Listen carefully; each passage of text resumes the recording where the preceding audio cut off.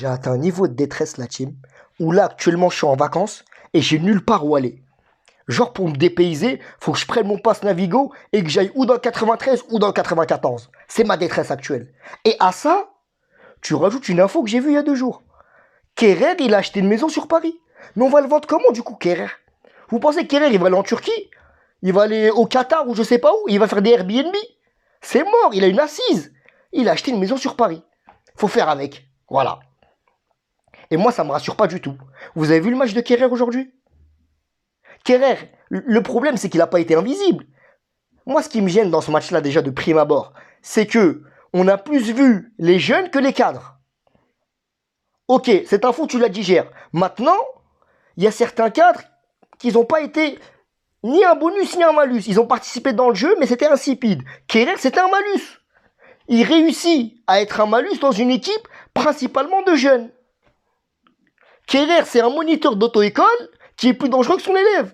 Qui va lui dire, bah tu sais quoi, avec priorité à droite, crame là. Comment ça, un feu rouge? C'est quoi un feu rouge? Crame-le. Le rond-point, sens inverse, c'est plus rapide. C'est ça, Kerrer, en fait.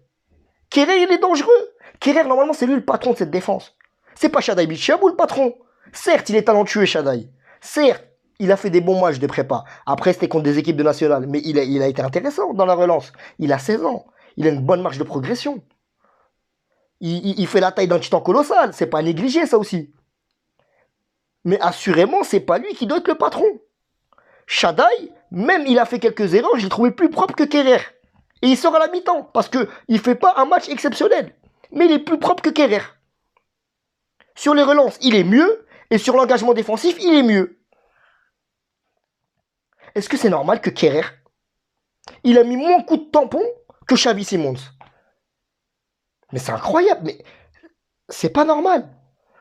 Kerrer, normalement, c'est le soleil de cette défense. Il est en centrale. C'est lui qui gère le placement. Vous avez vu sur le but, il était où, Kerrer?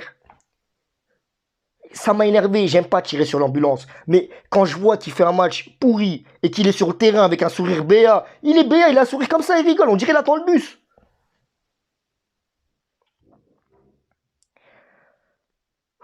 Kerrer, il est dans les flops et je vais y revenir dans les flops parce que c'est clairement un flop de ce match. C'est un flop avec 4 O. Tu peux pas faire plus flop que le match qu'il a fait là. Après le match en lui-même, le résultat il est bon pour Paris. Parce que eux, ils ont affronté une équipe allemande qui est 15e de son championnat. Une équipe qui jouait pour se maintenir. Une équipe où lors de leur dernier match, ils ont aligné 6 titulaires qui étaient présents ce match-là. Ils sont venus avec une équipe quand même compétitive, même s'il y a eu beaucoup de turnover. Ok, d'accord. Ils n'avaient pas la pression du résultat. Mais quand même, face à une équipe où la majorité c'est des jeunes, franchement, Paris s'en sort bien. C'était cohérent. Moi, j'ai trouvé le match intéressant à regarder. À l'image des tops. Xavi Simons, mais Xavi Simons, c'est un top, Xavi Simons. Mais Xavi Simons, mais quelle évolution.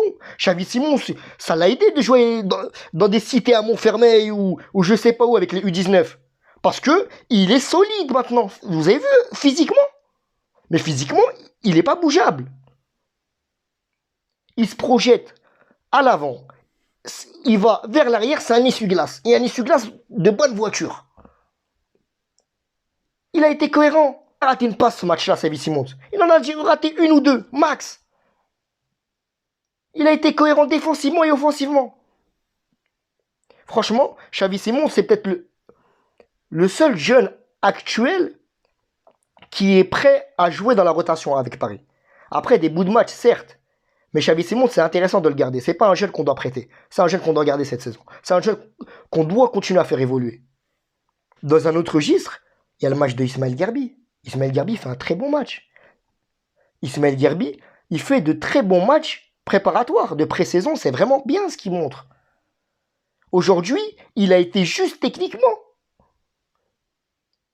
Et il a un excès de confiance, mais c'est incroyable. Il a pas froid aux yeux, le gamin. Il était sur tous les ballons. Offensivement, la première mi-temps, c'est passé que de son côté.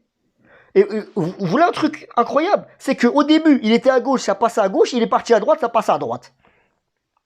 Il a su capitaliser les ballons. Après, il a pas froid aux yeux, parfois même trop. Parce que il y a des moments où il a pris des options de tir où il aurait pu la repasser. Voilà. C'est pour ça que pour moi, quand même, Xavi Simons a été meilleur dans ses décisions dans ce match-là. Et c'est vrai que Garbi, il s'éteint un peu en mi-seconde période. Je tiens également à souligner le match d'Ebimbe. Ebimbe, il fait un match qui est cohérent. Qui est moyen, mais cohérent. Un match où il avait des difficultés en première période face à une équipe qui mettait de l'intensité. Il était rigide, il n'était pas dans ses chaussettes. Ses contrôles, ils étaient à peu près approximatifs. Ses passes n'étaient pas bonnes, mais il est monté en puissance. Il n'est pas sorti, et franchement, c'est bien que Pochettino ne l'a pas sorti, parce qu'il est monté en puissance. L'impact défensif a été mieux, il a été mieux physiquement, il a été dans les duels. Il est d'ailleurs impliqué sur l'action de but, où il fait la passe décisive à Draxler. C'était un match cohérent. C'est également un joueur à suivre. C'est un joueur, certes, qui est moins étincelant et qu'on voit moins que Gerbi, Simons et Shadai Bichabou, mais c'est un joueur à considérer quand même. Je parlais de Draxler. Et là, il faut que je parle des cadres. Les cadres, pour moi, on les a pas beaucoup vus. Ils ont contribué au jeu, à l'image de Draxler, qui a fait des changements de l'intéressant, qui a marqué, qui a été réaliste. Mais offensivement et défensivement, c'était insipide en fait. À part quelques éclats, c'était insipide. Il est trop nonchalant, Draxler. Draxler, vous l'avez vu faire des retours défensifs. On a eu Gay et Diallo, qui ont été corrects, mais pas transcendants. Et en tant que flop, par contre, on a eu Kerrer, mais Kerrer, je ne vais pas revenir sur lui, Kerrer. Mais Kerrer a été en dessous de tout. En second flop, on a Icardi. Icardi, à part sa tentative de feuille morte, il a apporté quoi dans ce match? Il a tenté des passes, elles n'ont pas connecté. Icardi, c'est un joueur talentueux. C'est un joueur avec l'Inter qui a su porter l'Inter. Il a porté l'Inter à des moments où le club et les supporters étaient contre lui. Son équipe était contre lui. C'est un joueur qui peut faire du bien à Paris. Et après, peut-être qu'avec l'arrivée de Hakimi, peut-être qu'il aura plus de ballons dans la surface. Mais Icardi, c'est inquiétant. Son placement est inquiétant. On dirait qu'il manque d'envie également. Et en conclusion, on peut ressortir 3 jeunes. On peut ressortir 3 jeunes qui peuvent être peut-être dans la rotation. On a Shadai Bichabou, qui d'ailleurs, Pochettino a annoncé qu'il allait s'entraîner avec le groupe pro, ce qui est une très bonne chose. Il va apprendre de Kipembe, de Marquinhos, de Ramos, c'est très bien. On a Xavi Simons, qui est lui le meilleur de ces jeunes. Et on a Ismaël Gerbi, qui est la surprise. Un joueur qu'on n'attendait pas. Du coup, ça annonce du bon pour la suite. Parce que l'Île-de-France, c'est l'un des meilleurs viviers de talent au monde. Peut-être derrière Londres, mais c'est l'un des meilleurs viviers de talent au monde. Et c'est bien que le Paris Saint-Germain intègre ces jeunes. Et Pochettino est un entraîneur qui de base intègre ces jeunes. Avec des Delali par exemple. Et j'espère qu'il va les intégrer ces jeunes-là. Voilà la team. Abonnez-vous, likez et mettez la cloche pour ne rien rater.